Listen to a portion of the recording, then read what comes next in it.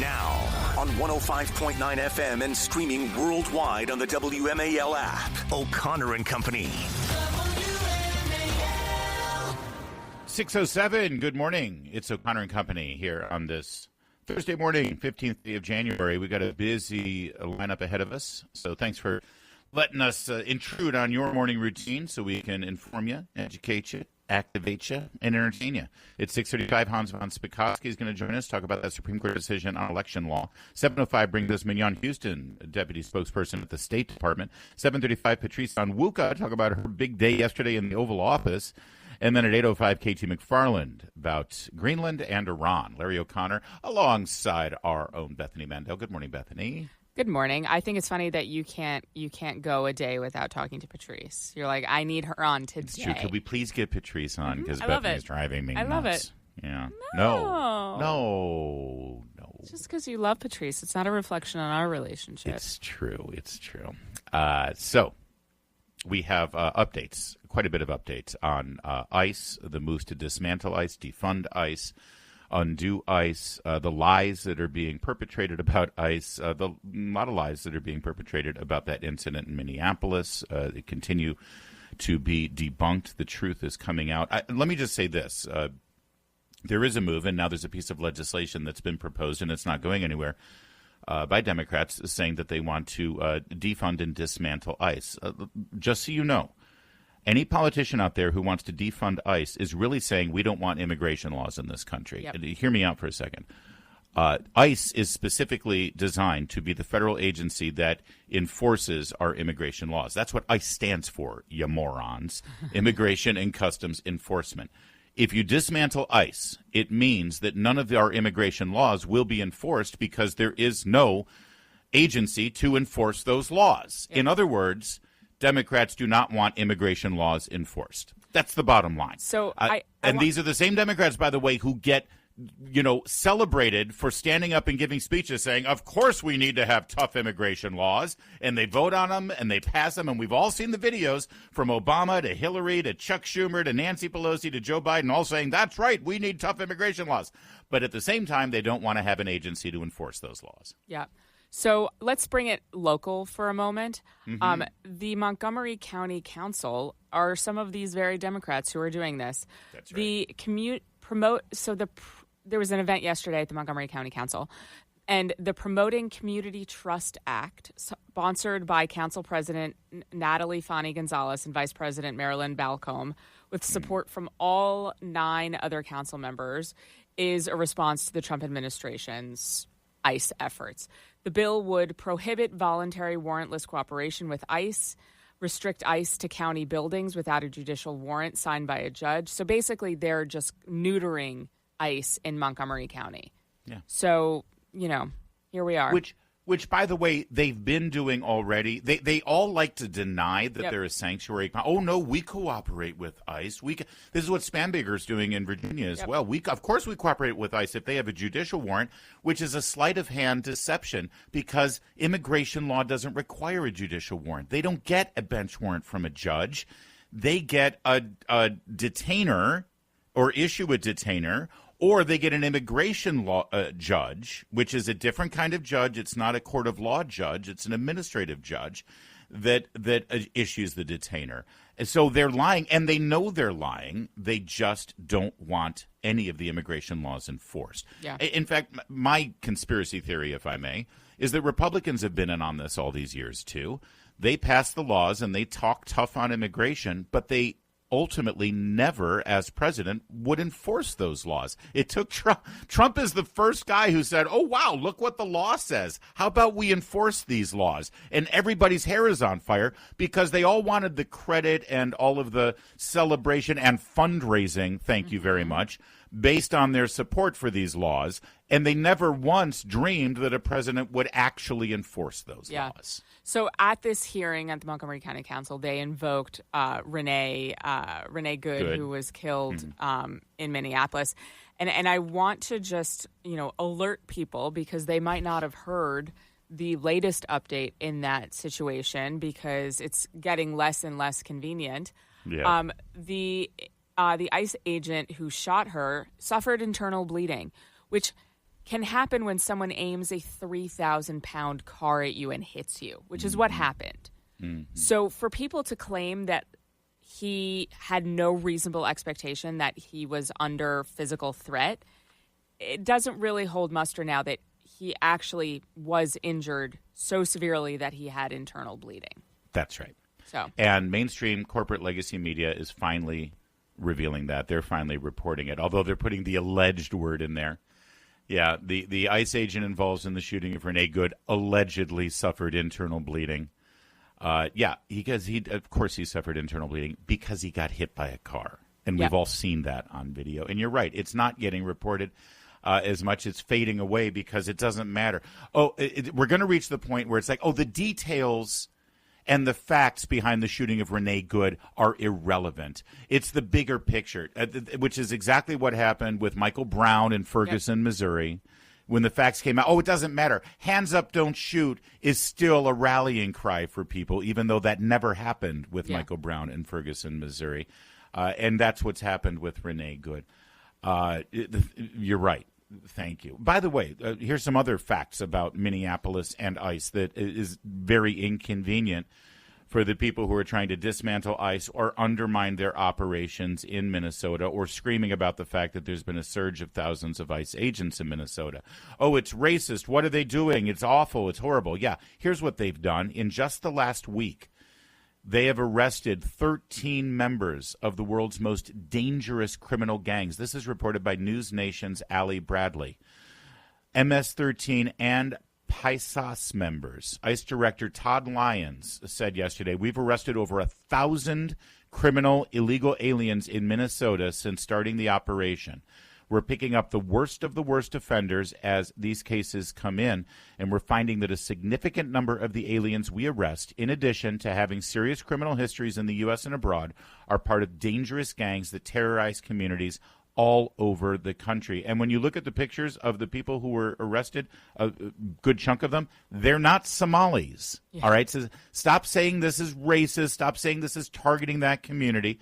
These are gang members who have been, and when you hear the mayor of Minneapolis, Jacob Frey, go up there and say, oh gosh, we only have 600 cops here and now we have 2,000 ICE agents. This is outrageous.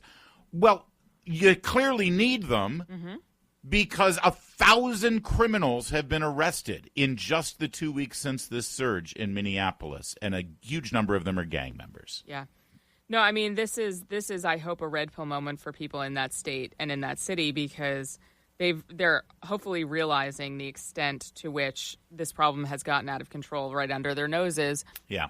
And increased crime doesn't come from nowhere, and I think they're about to see the origins of it. A little bit more here on the status of ICE, Democrats who are now trying to dismantle it, and one more follow-up on the Renee Good situation.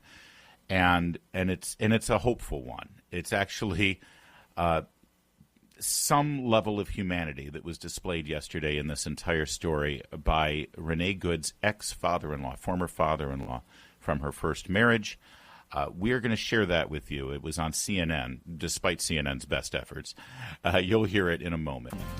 WMAL, making sense of the news. Live from the Home Paramount Pest Control Studios. Home Paramount, the leader in pest control since 1939.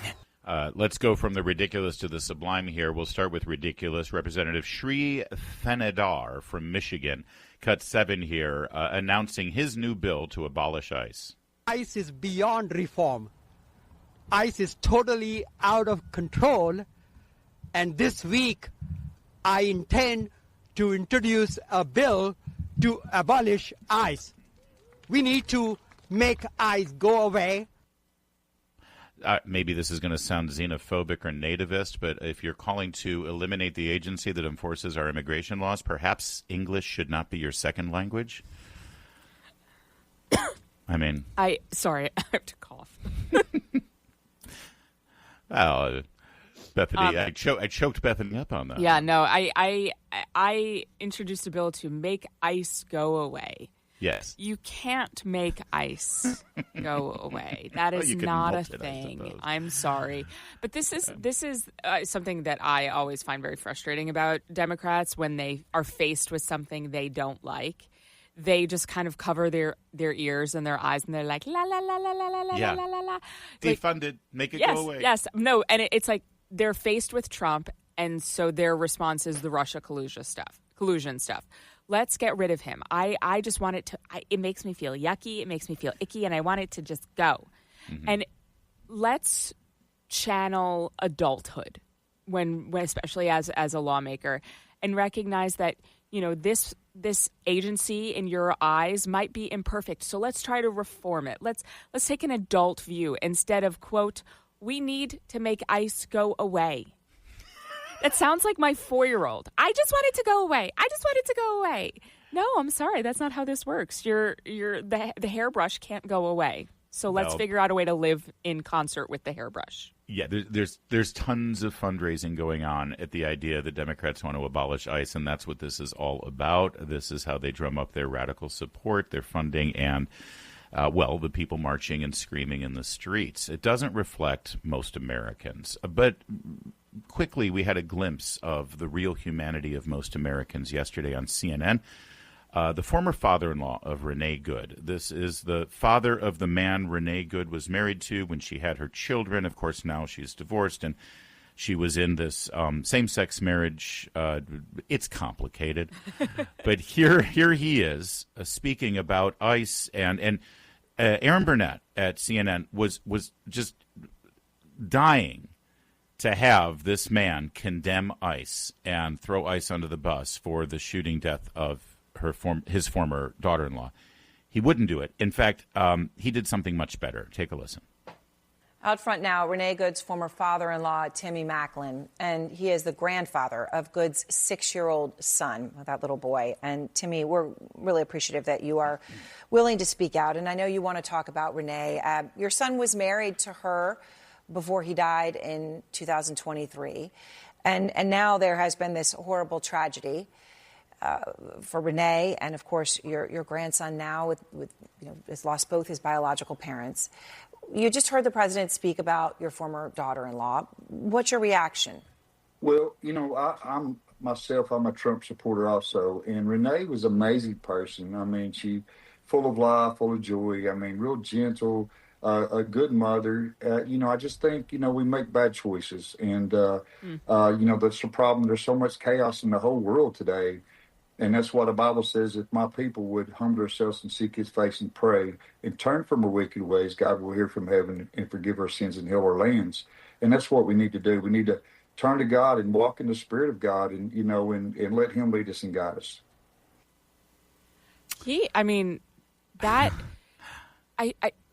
That level of grace and coherence at a moment like that is God-given. Speaking of God. Yeah, that was a beautiful. There's more to it, but I also love that. I don't know if you heard Aaron Burnett's sort of exasperated sigh there when he said that she made bad choices. You see, you're not allowed to say that she made any bad choices. She was the innocent bystander here, right? This is something that was inflicted upon her. There's more. Take a listen. I am sorry for your loss, because for your loss for you, it's your grandson who will suffer so greatly, and you have suffered the loss of your own son so tragically as well, her former husband.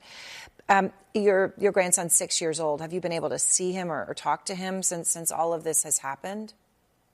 Not since it's happened. I've been blessed to see him, 2 or 3 times a year. He's an amazing young child. I mean, he's amazing. He's really smart. And so I look forward to seeing him when I can.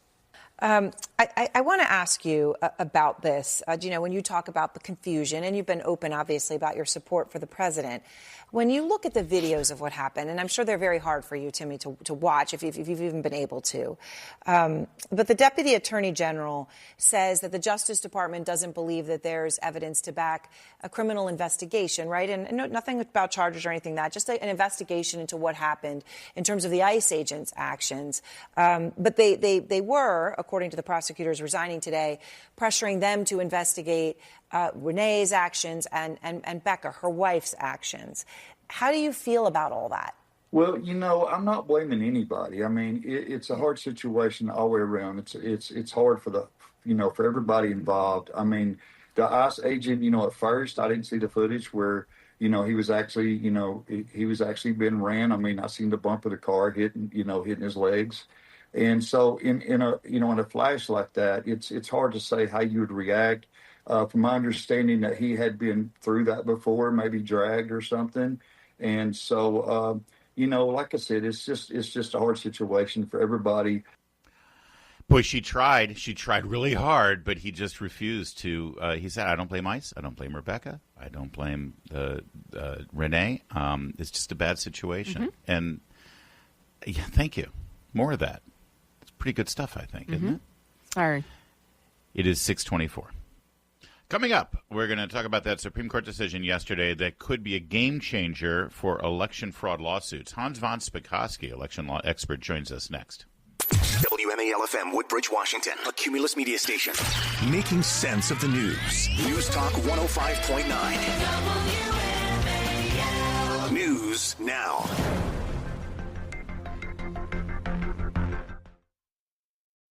Now on 105.9 FM and streaming worldwide on the WMAL app. O'Connor and Company.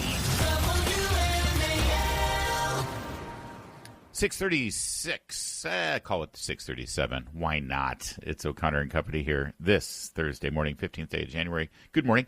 Thanks for joining us. 7:05, we'll speak with the Deputy Spokesperson of the State Department. A lot going on there in the house that Marco rebuilt. 7:35, Patrice Onwuka, our very own Patrice Onwuka, whose son had a star turn yesterday in the Oval Office with the president. It's going viral. Quite a moment. 8:05, KT McFarland on Greenland and Iran. That's all coming up. It's Larry O'Connor with Bethany Mandel. Good morning, Bethany. Good morning. I'm so excited to be here with you today. Thank you. It's been an hour since we talked about Zohran Mamdani installing bidets in Gracie Mansion in New York. And, Jamie Whitten and I are still talking about bidets in our traffic and weather reports. So I just wanted to let everybody know why they might hear references to bidets. And people can go back and listen to the podcast to hear that wonderful segment that I absolutely consented to. And while you're subscribing to the podcast, subscribe to the Mom Wars podcast as well at Substack or at Apple or wherever, just everywhere. That's Bethany's little project there. That's very exciting. All right, joining us now, Hans von Spakovsky, recently announced senior legal fellow at Advancing American Freedom. Congratulations on that, Hans. Well, thank you. My wife was very happy to know that I'm actually getting a paycheck again. Yeah, really. Last we spoke on New Year's Day, you were like, I don't know, you need any help around the house, Larry? I mean, I'll rake your leaves. What? So, yes, thank you for actually getting a paycheck in. Meanwhile, yesterday at the Supreme Court, a 7-2 decision, it seems, again, like common sense. The Supreme Court determined what now having to do with election fraud lawsuits? Well, Michael Bost is one of the few Republican congressmen in Illinois that they haven't managed to redistrict out of the state. And he filed a lawsuit claiming that Illinois' state election law, which says we're going to count your absentee ballot, if you can believe this, for up to 2 weeks. If it comes in for 2 weeks after Election Day, we'll still count it. He said, well, that violates federal law. Remember, there's a federal law, several, that set the date for federal elections to be the first Tuesday after the first Monday in November. Mm-hmm. And the trial court there said, you don't have standing to bring this suit. In other words, you have no actual injury, so you can't bring a lawsuit. And unfortunately, the Seventh Circuit Court of Appeals agreed. Amazing. And it is. I mean, those are just... they were such dumb decisions, because if a candidate doesn't have standing to file a claim saying that a particular state law violates federal law, well, who would? Right. Anyway, fortunately, yesterday, the Supreme Court, 7-2, issued a decision saying, well, of course, Michael Bost and candidates have standing in this kind of situation, and they issued a very broad rule. Now, there was concurrence by Barrett, joined by Kagan, of all people, in which she agreed in the judgment. But there was a dissent written by, Jackson and Sotomayor, the two most liberal justices, and they basically, they really almost wouldn't allow candidates ever to challenge state election laws. Yeah, it's like if a candidate doesn't have standing in a case like this, who does? A real quick follow-up before I throw it to Bethany. Did they make any opinion on the merits of the case? Or was this solely based on who has standing? Because, I mean, it seems like a no-brainer to say, yeah, Election Day is Election Day. You don't take mail-in ballots 2 weeks later.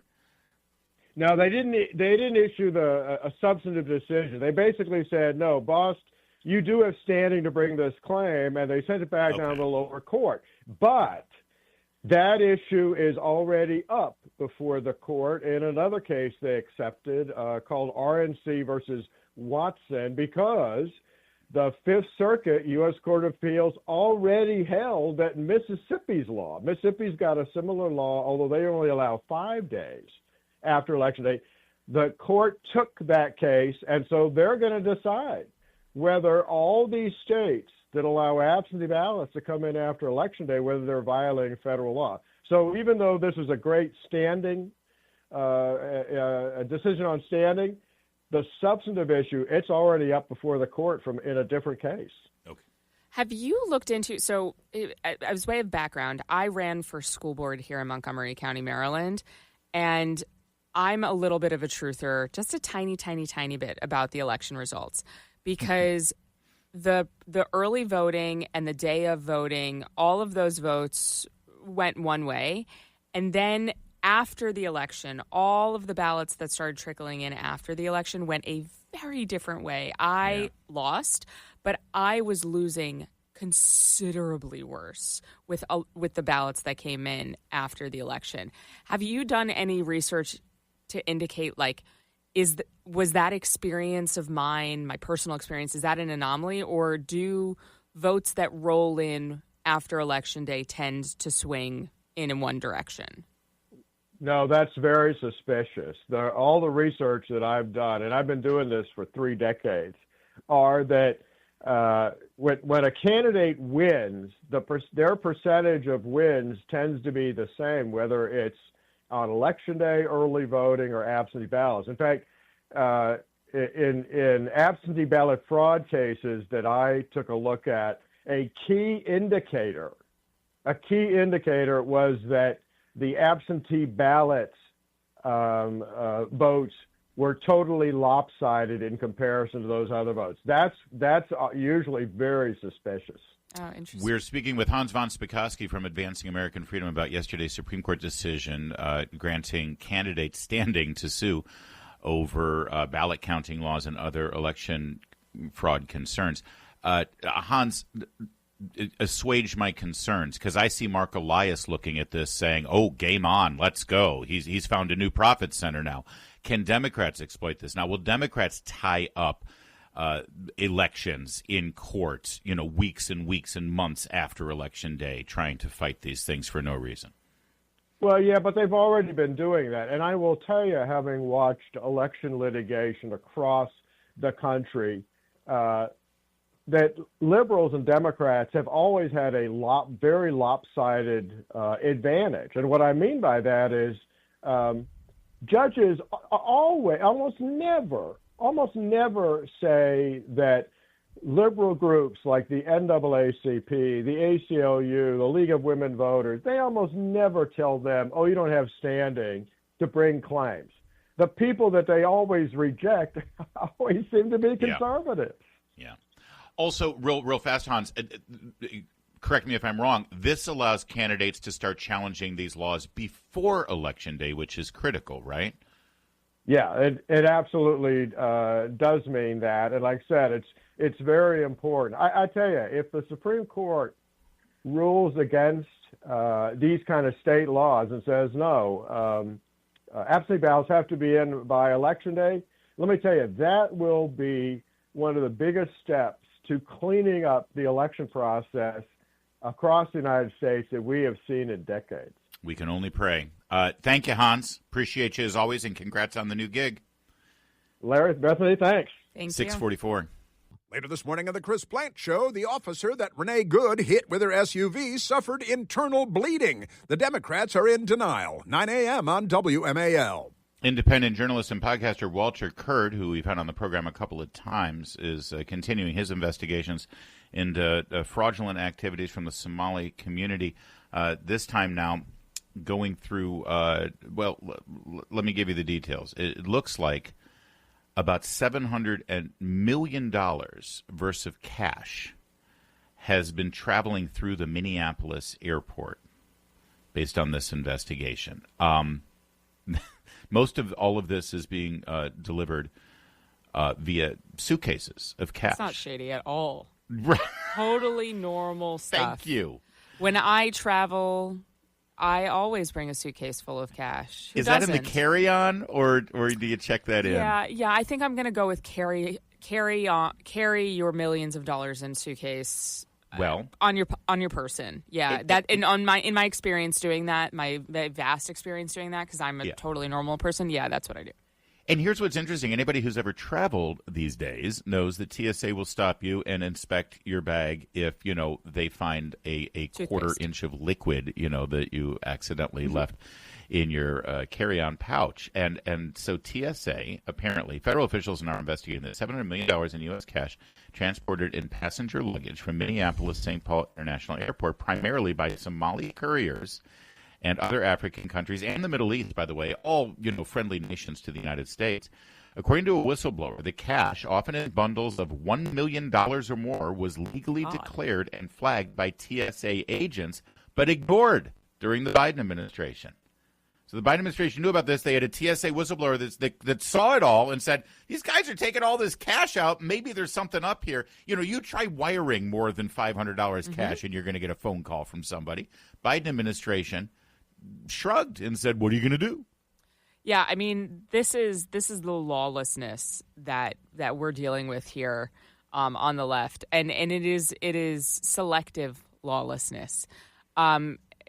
This is really wild stuff because, to what extent did they vet these millions of dollars? Did they sit down with them and they're like, guys, is this drugs or terrorism, or is it just regular defrauding the American people? Don't worry, it's none of those things. It's just us claiming that we're a healthcare provider or a daycare provider and we're stealing tax dollars and we're sending it back home. Oh, okay, go with God. That's okay. That's okay, Everything's as long fine. as it's not terror. I mean, that's the scary thing here, is that it could have been for anything, and they decided to look the other way no matter what, or were there conditions on looking the other way? Well, we'll never know. Hopefully we will find out if this administration continues to follow the trail. 6:53.